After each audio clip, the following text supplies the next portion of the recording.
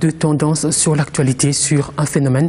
Aujourd'hui, ce sont les réactions dans tous les sens au lendemain de la publication du calendrier des élections locales, municipales et urbaines. La deuxième actualité, ce sont les diplomates en poste à Kinshasa qui ont été rappelés à l'ordre par le chef de l'État. Et troisièmement, les officiels RD congolais et Brazza congolais sont en commission mixte pour tenter de régler cette question des expulsions jugées barbares des Congolais à Congo-Kinshasa. Pour débriefer aujourd'hui, Moïse Monidela, c'est le secrétaire général du RCDN de Roger Lumbala. Il est également coordonnateur de l'une des ailes des FARC, parce qu'il y a trois personnalités qui se revendiquent coordonnateur des FARC, Lisanga Bonganga, Martin Fayoulou, Jean-Pierre Kambila. Il est conseiller à la présidence, il est également du PPRD. Messieurs, bonsoir. Bonsoir, madame. Bonsoir et merci de l'invitation. Alors, on va commencer tout de suite par ce calendrier. C'est l'année prochaine, à partir du mois de juin, que les Congolais iront aux urnes pour élire leurs conseils municipaux, leurs bourgmestres, etc., etc. Et il y a eu toute une vague de réactions après la publication de ce calendrier. Au RCDN, vous avez réagi comment? Madame, je suis tenté de dire que c'est un calendrier opportuniste, irréaliste, fantaisiste. Un calendrier qui porte les germes d'un conflit, même d'une dislocation d'un pays. Parce que après un conflit électoral, c'est un conflit politique. On a vu en 1960. C'est un calendrier qui n'a pas respecté les règles de l'art. C'est un calendrier qui n'est pas consensuel. C'est un calendrier qui n'a pas tenu compte des propositions, des suggestions de l'opposition. C'est un calendrier... Vous avez des représentants au sein de la CENI, justement? Oui, il y a des représentants. Mais cela ne nous empêche pas, nous, acteurs politiques, de dire, d'avoir un mot à dire. Et la CENI, à ce que je sache, elle est indépendante. Et nous pouvons avoir des représentants là-dessus. Mais lorsqu'ils sont là, ils ne représentent plus leur parti politique. C'est la règle. Et le parti, cela n'empêche pas, n'enlève pas la parole au parti politique. C'est un organe technique qui devait solliciter les avis des uns et des autres pour décider. C'est un calendrier. Il y a un cadre de concertation. Il y a un cadre de concertation justement pour ça. Il y a un cadre de concertation, mais c'est un calendrier qui peut nous amener à des conflits, qui peut nous amener à déborder le délai constitutionnel. En quoi? En quoi? Parce qu'on parle de recensement. Aujourd'hui, parce que dans ces calendriers... On en est encore aux élections de l'année prochaine, les élections locales, municipales et urbaines. Non, non. On n'en est pas encore à la présidentielle. C'est la présidentielle qui est conditionnée par un recensement administratif. Madame, le tout est lié. Vous ne pouvez pas nous empêcher, nous, d'avoir une projection. Lorsqu'on veut gouverner, on doit prévoir. Donc un homme intelligent, un homme sage voit le mal de loin. Il prévoit, il anticipe. Vous nous demandez de subir. Nous sommes des acteurs politiques, nous devons anticiper. Et nous voyons que ces calendriers portent le germe du non-respect de la Constitution. Et nous devons nous taire parce que lorsque nous demandons, on dit que c'est 2015. Et alors? Et les restes, c'est quand? Du gouverneur. Qui n'ont pas eu lieu en 2011. Et il y a également les élections justement locales, urbaines et municipales qui n'ont eu lieu ni en 2006 ni en 2011. Mais madame, lorsque nous avons élevé la voix à l'époque pour dire qu'on devait commencer... Ça fait également arriéré électoral. Oui, on devait commencer par la base, on nous disait non. Mais aujourd'hui, nous disons oui au recensement, oui à l'organisation des élections municipales et tout ça, mais nous devons tout d'abord épirer, solder un cycle des arriérés. Et on commence par les élections provinciales, sénatoriales et des gouverneurs. Et je pense que ce sera faire justice, parce qu'aujourd'hui, commencer par là où Malou Malou et son bureau nous demandent de faire, ça voudrait tout simplement dire que nous allons déborder. J'insiste sur ça, parce que nous ne voulons pas déborder les délais constitutionnels, parce que ça peut nous amener à des conflits, et moi je ne veux pas les conflits dans mon pays. Monsieur Kambila, un calendrier qui, selon Monsieur Monidela, risquerait de nous amener au-delà de 2016. Voyez-vous, madame, je suis un peu à la fois étonné et triste de voir que dans mon pays, l'opposition apparaît complètement tétanisée, en dehors de tout raisonnement. Tétanisée par quoi? Tétanisée par son incapacité à faire des propositions et à regarder les choses, à être réaliste. Je reprends le mot de mon ami Monidela. Tétaniser leur pousse à n'avoir que des postures stratégiques politiciennes. On ne répond plus par rapport à une question précise, mais on prend des postures stratégiques tout simplement. Parce que qu'est-ce qui se passe aujourd'hui? Aujourd'hui, il se passe qu'il faut organiser des élections. Des élections qui vont gérer notre avenir. Parce que le passé, on ne le gère pas. Le passé, on ne le gère pas. Hier, je ne peux plus le gérer. Je ne fais plus qu'en subir les conséquences. C'est à partir de la seconde qui vient après cette parole que je gère. On vient nous dire, ah, ce calendrier, il est irréaliste parce qu'il ne solde pas le déficit du passé. Lorsque nous allons élire le bourgmestre, ce bourgmestre va gérer l'an 2007, ou il va gérer les affaires de l'an 2008, ou est-ce qu'il va gérer l'avenir? Voilà pourquoi je sors de cette écoute vraiment convaincu que nous ne sommes plus que dans des postures, on n'analyse plus. Alors que le pays a besoin qu'on analyse les choses. Il y a également ce recensement administratif qui a tout l'air d'être plutôt un alibi pour jouer les prolongations. Mais ça, on verra bien si vraiment c'est un alibi. Vous venez de donner la réponse vous-même. Les élections locales n'exigent pas le recensement administratif. Le recensement administratif, il doit être fait en fonction des élections législatives et présidentielles qui viennent. Où est le problème si l'opposition est sûre d'être populaire dans le pays? Si, comme ils le disent, ils ont la maîtrise du peuple, mais ils devraient se précipiter à ce qu'on organise ces élections pour nous faire la preuve que véritablement, ils ont la maîtrise de la situation. Or, comme ils n'ont pas, ils ont tout à fait intérêt à avoir une posture toujours négative. Tout ce que vous allez faire, tout ce que vous allez présenter, que vous soyez mal ou que vous soyez gouvernement congolais ou quoi, c'est négatif. Mais dès qu'il s'agit maintenant de prendre des décisions qui vous engagent, on ne voit plus personne. Parce que lorsqu'on nous dit, vous devez payer les soldes du passé, mais je viens de répondre ici, je ne comprends pas cette affaire-là. Parce que les maires que nous allons élire, ils vont gérer pour 98, pour 2008, pour 2007, pour 2010, pour 2011, ou bien est-ce qu'ils vont gérer à partir du moment où ils seront élus? Il y a aussi l'élection dans la territoriale au second degré qui ne rencontre pas l'assentiment de l'opposition, justement. Oui, bien sûr. Déjà, madame, il y a aussi un problème. Il y a une loi qui est en chantier au Parlement. Et par rapport aux élections... nous nous posons la question, est-ce que par rapport aux élections proposées au second degré, la commission électorale évoque des soucis budgétaires. Oui, non, mais c'est le même alibi. C'est un faux alibi, madame, qu'on nous a présenté en 2011. On a rié, c'était l'élection à 2 tours. On nous a dit, parce qu'il n'y avait pas l'argent, et de 2 tours, c'était maintenant 1 tour. Et on va nous amener à 1/4 des tours. Toujours, c'est un faux alibi, madame. Les problèmes ne se posent pas en termes d'argent. Les problèmes se posent en termes d'organisation. Et l'organisation, il ne faut pas seulement mettre et régler l'argent. L'argent, c'est un moyen, ce n'est pas un but, ce n'est pas le but que nous poursuivons. Donc pour nous, nous disons, pas question d'élection au second degré pour répondre à votre question, pas d'élection au second degré. On doit laisser le peuple s'exprimer au suffrage universel direct. Si vous avez déjà la majorité des conseillers,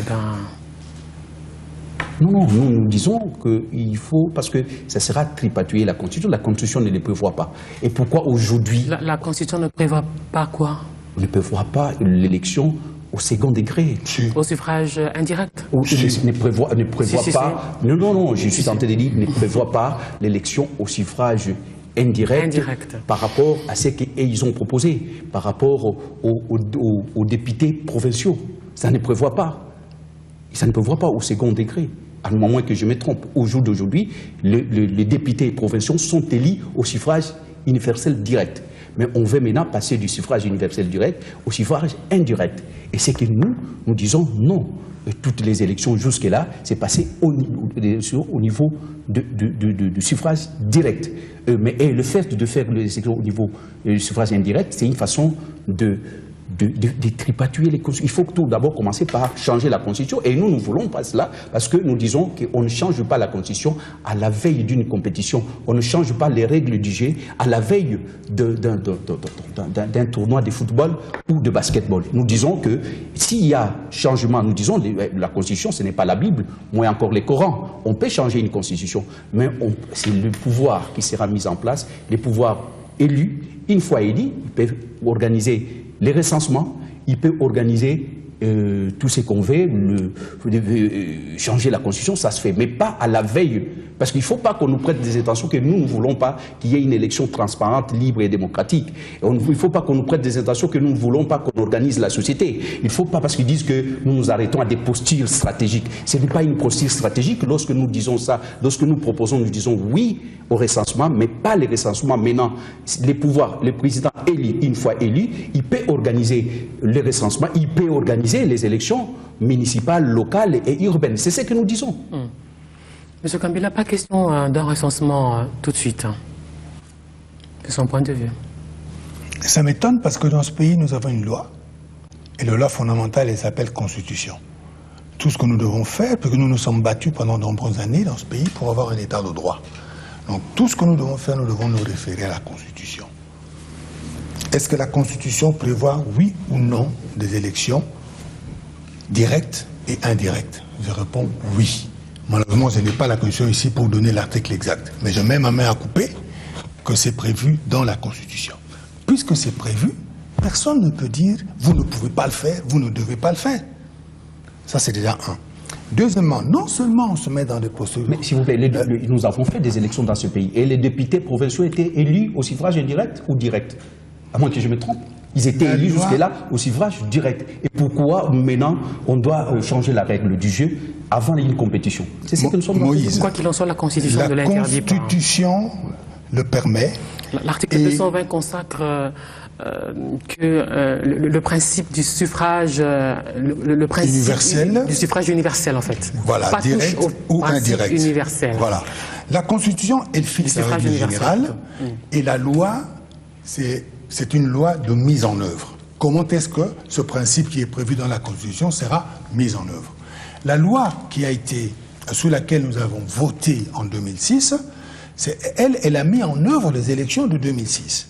Maintenant, il y a une autre loi qui va venir, qui va mettre en œuvre, qui va organiser les élections de 2015 et un peu plus haut, un peu plus loin. Cette loi-là, elle sera rédigée en fonction de la Constitution. Et personne ne va dire « Ah non, vous ne devez pas faire ça juste parce qu'on est de l'opposition ». Non. Il faut peut-être que l'opposition comprenne que le statut de l'opposition ne donne pas la possibilité de dicter les choses. C'est faux. Il y a un pouvoir, c'est le pouvoir qui détermine la ligne et qui met en œuvre la Constitution. Et elle met en œuvre la Constitution en la respectant. Respecter la Constitution, c'est aussi respecter le fait qu'on peut faire que la majorité qui est au pouvoir peut faire une loi qui décide que les élections peuvent se faire indirectes ou indirectes. Mais ça, c'est rien parce que c'est encore de la théorie aujourd'hui parce que nous ne sommes pas là. Ce qui est le plus important, c'est d'expliquer au peuple congolais ce que c'est qu'une élection directe et ce que c'est qu'une élection indirecte. Et pour qu'ils puissent comprendre ce qui se passe. Pour que ce ne soit pas que du charabia comme ça, des choses difficiles à comprendre. Parce que c'est très facile. Élection... Les Congolais, ce n'est pas des cancres. Hein. Dans leur grande majorité, ils le savent. Hein. Bon, alors, puisqu'ils le savent, ils savent aussi que si dans ma commune de Lingouala, nous faisons confiance à Madame Berthe et à Monsieur Alphonse, ça veut dire que nous lui faisons confiance. Et si nous lui faisons confiance, nous pouvons très bien lui dire, Monsieur Alphonse, Madame Berthe, plus loin, vous allez voter Monsieur Isaac ou Madame Angélique. Où est le problème? Pourquoi il faut absolument prendre des postures d'opposition là où il n'y a pas besoin. Parce que si vous avez, et d'ailleurs vous avez posé la question vous-même tout à l'heure, si vous êtes fort, politiquement fort, et vous êtes crédible, vous allez avoir le maximum de gens au premier degré, c'est-à-dire aux élections locales. Donc vous n'avez aucun, et si encore vous êtes organisé, vous n'avez aucun souci à avoir pour le second degré. Au contraire, vous n'avez que des avantages. Et quels sont ces avantages? Vous allez économiser de l'argent avec lequel vous allez gérer le pays demain. Quoi qu'il en soit, que ce soit la majorité ou l'opposition, tous, vous êtes complètement coupés de la base. Non, madame, je voulais réagir par rapport à ce qu'il dit. Moi, je suis pour la souveraineté populaire. Alors, les élections municipales seront très difficiles pour tout le monde. Cher à Rousseau. Parce qu'aujourd'hui, lorsqu'il parle, il veut réduire le corps électoral. Et nous voulons que le peuple s'exprime dans sa majorité, dans sa diversité. C'est ça, cette démocratie que nous voulons. Lui, il dit que c'est la même chose, c'est pas la même chose. Et dans la Grèce antique, il y avait des gens qui étaient des citoyens et qui ne pouvaient pas voter. Il semble qu'une élection directe coûte 200 millions de dollars. Non, je ne suis pas pour une démocratie censitaire, la démocratie des riches. Je suis pour la démocratie des pauvres. Le pauvre de Kinshasa doit s'exprimer, il doit sanctionner. Et ils ont peur de cette démocratie populaire, de cette démocratie. Lui, ils veulent la démocratie censitaire, des cadres, des gens dans une salle qui votent, qui élisent. Et nous ne voulons pas ces... Donc, tu vois, il y a déjà une différence des conceptions démocratiques.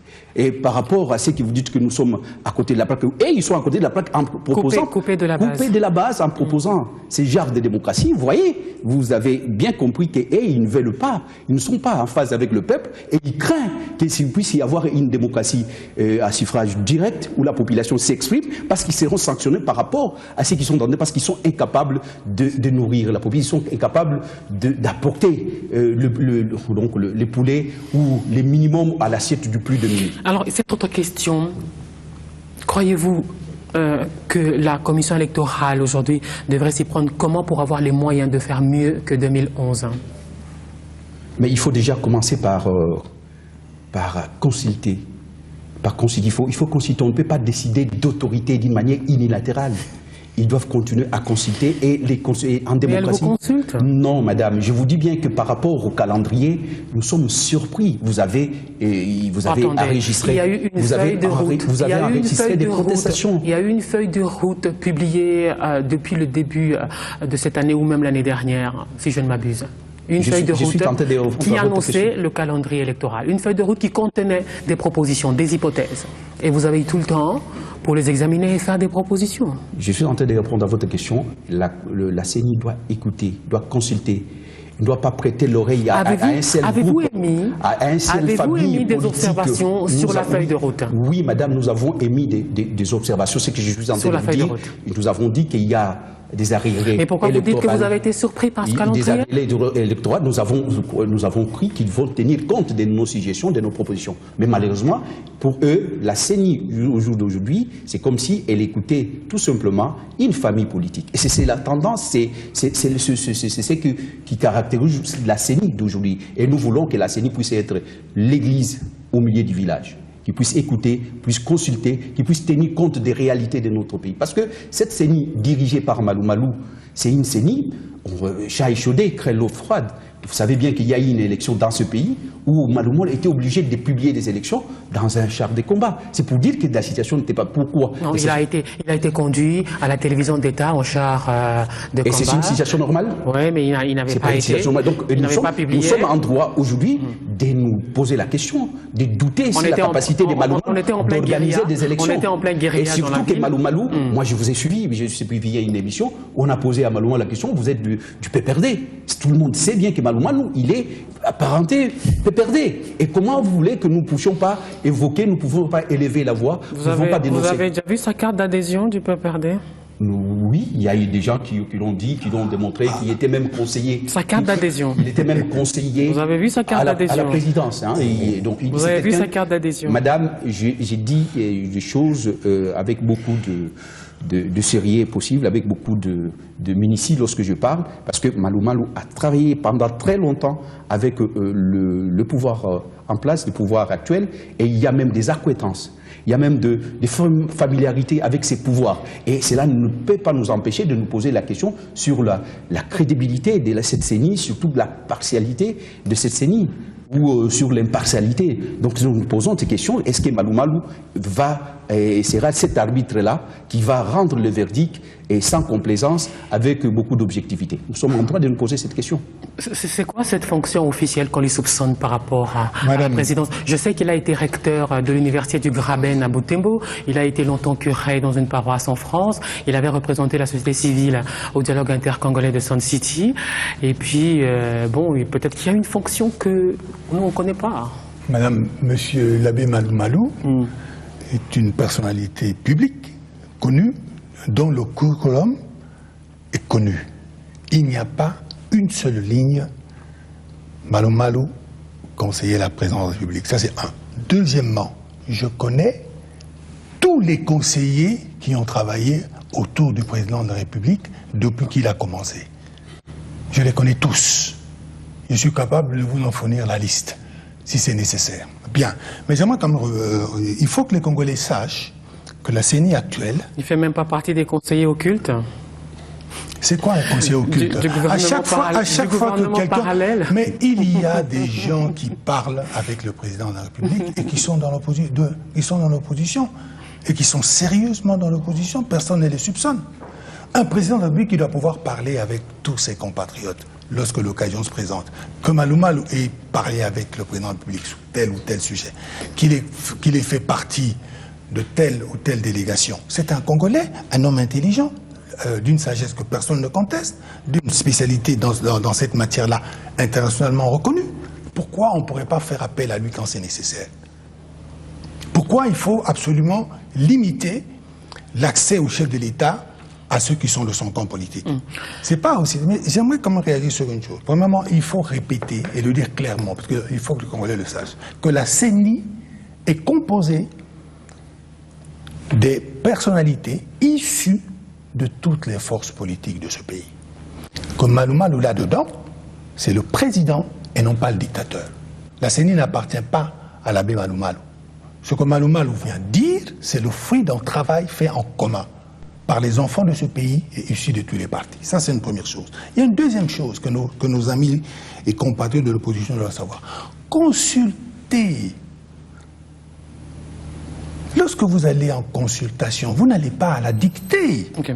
Consulter, ça veut dire prendre l'avis pour éclairer, prendre l'avis de l'autre pour éclairer sa propre décision. On a compris. Alors, on va passer à ces diplomates qui étaient en réunion le samedi dernier avec le chef de l'État, et dans un communiqué à de presse et dans une interview du porte-parole du gouvernement accordée à des télévisions de la place, et il a été question d'une rencontre où on leur a reproché de s'immiscer dans les affaires internes de la République démocratique du Congo.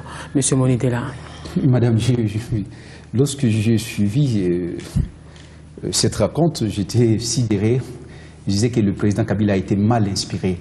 Je crois qu'il est là, il est en train de cracher sur la soupe, l'assiette, la casserole qui a nourri pendant longtemps son pouvoir. Vous trouvez normal qu'il y ait des diplomates qui convoquent des réunions Madame, M. Kabila, le président Kabila souffre d'un déficit de légitimité criante dans ce pays.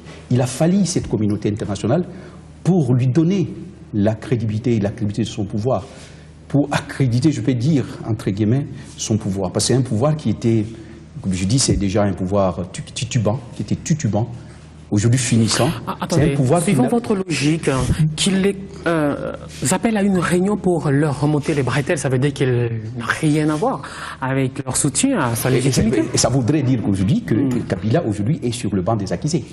Il a la communauté internationale contre lui, ça nous réjouit. Et donc c'est que le travail que nous sommes en train de faire, le travail de l'enlever, de vouloir qu'il puisse quitter en 2016, c'est le travail de payer. Parce qu'aujourd'hui, je vous dis bien que sur le plan interne, son pouvoir souffre d'une déficit de légitimité criante.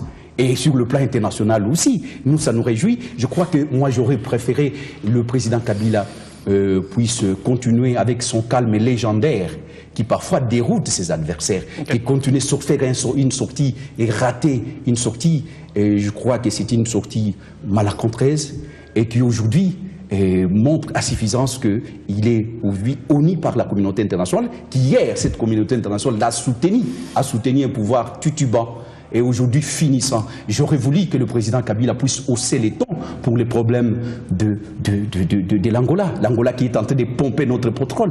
J'aurais voulu que le président Kabila puisse sauter les tons pour les expulser des Brazzaville, où il a été humilié. Non seulement lui, on a humilié tout un peuple, on ne l'a pas senti. Il n'a même pas osé lever la voix. Mais pour des choses, les gens qui nous accompagnent, parce que ces gens-là, je dis, madame, il a fallu la francophonie pour que Kabila puisse asseoir son pouvoir sur le plan extérieur. Lorsqu'il a été élu, vous savez bien qu'il a invité beaucoup de chefs d'État. Il y a un seul chef d'État qui est venu. Le sommet de la francophonie où il a été snobé par Hollande. Oui, alors aujourd'hui, cette communauté internationale... Même si la dernière visite en France a réparé... cette communauté internationale qui l'a soutenu, voilà qu'il est en train de cracher sur cette communauté internationale. Et moi, ça me fait réjouir et ça me réjouit. Pris par le temps. C'était un coup de gueule, selon les dires de Monidela, un coup de gueule mal placé, mal placé. Je fais de mon mieux là pour imiter le calme légendaire du président de la République, mais je n'y arriverai pas. J'avais dit tout à l'heure... du Mima qui a son Akate. Non. Oh, dans le fond, ça n'a pas changé. Dans le fond, ça n'a pas changé. Joseph Kabila est resté un homme très très calme. Et je pense qu'il n'a pas, excusez l'expression, engueuler qui que ce soit. Il a tout simplement rappelé à certains diplomates les règles du jeu international. Les règles du jeu international stipulent clairement que lorsqu'on est dans un pays, on respecte les lois de ce pays-là. Et ici, aucune loi, aucune ligne de la Constitution ne permet à un diplomate de convoquer des réunions politiques chez lui, quelle que soit la raison. Et ça, même si c'est pour jouer les bons offices. Les bons offices en diplomatie, ça existe, mais c'est des choses qui se font à ciel ouvert, clairement. On se met d'accord avec la partie X, on se met d'accord avec la partie Y, les deux parties sont d'accord, ils vous désignent pour jouer les bons offices, ils précisent les conditions de ces bons offices et vous passez à l'action. L'abbé Malumalu a été cité parmi les personnalités convoquées justement chez l'un de ses diplomates, Martin Kobler pour ne pas le citer. Alors interrogé sur ce même plateau, il a évoqué une résolution du Conseil de sécurité justement qui allait dans le sens de faire jouer au représentant spécial du secrétaire général des Nations Unies les bons offices. Mais lorsqu'il est dans son rôle, il n'y a aucun problème. Lorsqu'il est dans son rôle, il n'y a aucun problème. Il est tout à fait en droit de rencontrer l'abbé Malumalu, de rencontrer Monidela, de rencontrer pourquoi il tout ce qu'il veut. Pourquoi il s'est fait engueuler alors? Non. Il ne s'est fait il s'est fait pas engueuler. Pourquoi il n'engueule pas les gens? Des reproches. C'était juste une métaphore. C'était juste une métaphore. Ok, pas de problème. On a le président de la République. Mais madame, c'est pas très loin de ce que le porte-parole du gouvernement a dit. Est-ce que je peux parler sans être interrompu? Ça serait bien. Le chef de l'État a tout simplement rappelé aux diplomates leur devoir. Et ça, ce n'est pas un incident. C'est quelque chose de naturel, de courant, je dirais même de banal. Qu'un président de la République appelle les diplomates pour leur dire que il y a eu ça qui s'est fait, il y a eu ça qui s'est fait. J'ai pas trop aimé, j'aime pas ça. J'aime pas ça dans un pays souverain. Okay, on va en difficulté, mais souverain. Et là-dessus, le président de la République et nous qui sommes derrière lui, nous ne faisons aucune concession, quelles que soient nos difficultés. On termine, il nous reste qu'une minute, c'est ça. Avec Brazzaville et Kinshasa, il y a cette réunion entre les deux parties, c'est même à Kinshasa. Alors j'ai suivi le ministre de l'Intérieur de Sassou Nguesso qui disait ceci en substance qu'ils ont, eux, chassé un peu plus de 1900 personnes, des criminels, et le reste, les 120 000 sont revenus de leur propre gré. Petite réaction avant de terminer. Je n'y crois pas. 2. La République démocratique du Congo n'a pas appelé cette commission mixte pour pleurer. Non, c'est faux. Et pourquoi faire? Nous sommes un grand pays, nous avons l'espace pour abriter nos compatriotes. C'est pour régler des problèmes. Parce que quand vous voulez mettre les gens en dehors de votre maison, vous devez quand même respecter la dignité de ces gens-là. Et par rapport au pays, c'est la même chose. Et s'ils résistent? Voyez-vous? Pardon? Et s'ils résistent? Mais il y a des tribunaux. Ça devient un déguerpissement forcé? Ou Mais même le déguerpissement forcé, ça ressemble à un déguerpissement forcé? il respecte des règles. Vous allez déguerpir quelqu'un de chez vous en violent? Il y a nos femmes qui ont été violées là-bas, c'est inadmissible. Il y a des gens dont on a arraché des biens, c'est insupportable. Il y a des gens, on a vu des images, des gens torturés, blessés, tout ça. Et c'est ça. On réclame réparation, on réclame justice et réparation. Tout à fait. Moïse Molidela, on termine avec vous. Oui, Maminab, sur cette question, j'aimerais bien dire que nous n'avons pas à tolérer la manière que cette expulsion s'est faite. Nous condamnons avec la dernière élogie la manière. Hein, et là, nous disons il y a une responsabilité du gouvernement congolais, mais il y a la culpabilité du gouvernement congolais d'en face et la culpabilité de notre gouvernement. Donc Sassou est responsable, mais le président Kabila est coupable. Pourquoi je l'ai dit? Parce que dans les relations internationales, c'est l'expression des rapports de force, madame, qui compte. Il faut être fort, il ne faut pas avoir un pays des pleurnichards, des gens qui ne sont là que pour pleurnicher. Si le gouvernement congolais d'en face avait trouvé ici des gens capables de défendre les intérêts, ils ne pouvaient pas oser les faire, parce que même à l'époque de Mobutu, on n'a jamais vu de tels. Donc dans les relations internationales, les rapports de force, nous devons être forts pour être respectés. Et les problèmes se posent avec les Angolais, et vous voyez, notre pétrole est en train d'être pompé matin, midi et soir par les Angolais. Ou en Ouganda, c'est pareil. On profite de notre faiblesse. C'est notre faiblesse qui fait qu'aujourd'hui, on est en train de nous expliquer. C'est pour ça que je disais, j'aurais voulu attendre le président Kabila hausser les tons pour la manière qu'on a expulsé les Congolais à Brazzaville. Il n'a pas dit même pas un mot. Il a dépêché des émissaires. Mais pourquoi aujourd'hui il pouvait parler avec les ambassadeurs, avec les émissaires? Vous voyez que là où les intérêts du peuple congolais sont mis en cause, on ne sent pas le président de la République. Et là, on se pose la question, est-ce qu'on a des gens qui défendent nos intérêts? Il est parti en France. Hollande défend les intérêts des investisseurs français, des hommes d'affaires français. Et lui, il défend nos intérêts. Il est parti là. C'est pour ça que c'était une visite de villégiature, sinon de protocolaire. Il n'y a rien que le Congo bénéficie de tout cela. Donc nous devons avoir un pouvoir fort qui s'est fait respecter par nos voisins. Merci beaucoup d'avoir été dans ce débriefing. Moïse Molidela, secrétaire général du RCD-N de Roger Lumbala. Qu'est-il devenu, Roger Lumbala, au fait? Un citoyen congolais, il va venir d'un moment à l'autre, il sera là, des citoyens. Il est député, déchu d'une manière illégale et arbitraire, mais il viendra, il sait se défendre. Lorsqu'il viendra, vous allez lui poser la question, il vous dira ce qu'il est devenu, mais moi, à ce que je sache, il est congolais. On ne peut pas lui enlever au moins ces titres-là de congolais. Il a encore des poursuites judiciaires? Je ne suis pas le dossier de Lumbala, mais je trouve quand même un peu particulier qu'un député aille trahir son pays. Merci beaucoup. Jean-Pierre Kambila, vous êtes du PPRD. Ce débriefing qui se termine ici. C'était avec beaucoup de plaisir que nous étions avec vous sur ce plateau. On se retrouve la semaine prochaine.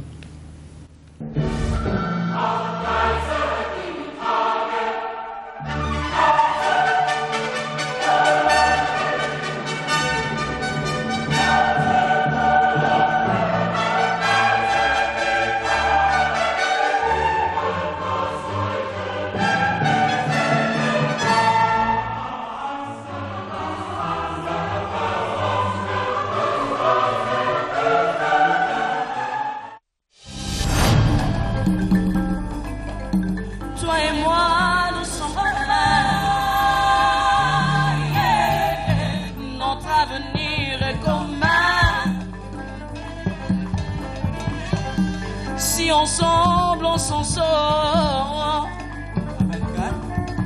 Cette nation connaîtra son essor. Yakae tokomalisa pasika pona mboko yo. Mabele na biso. À Biwan, nous envisageons à dater de ce jour une série d'activités pour commémorer tous ensemble et sans exclusive, le 30 juin, journée de l'indépendance. Mon souhait est que nous qui sommes ici et tous ceux qui sont au-delà de cette salle, que nous déclarions être prêts à apporter notre contribution à la construction de l'avenir du Congo. Une lecture qui se fonde beaucoup plus sur le sens d'organisation au Congo, qui en fait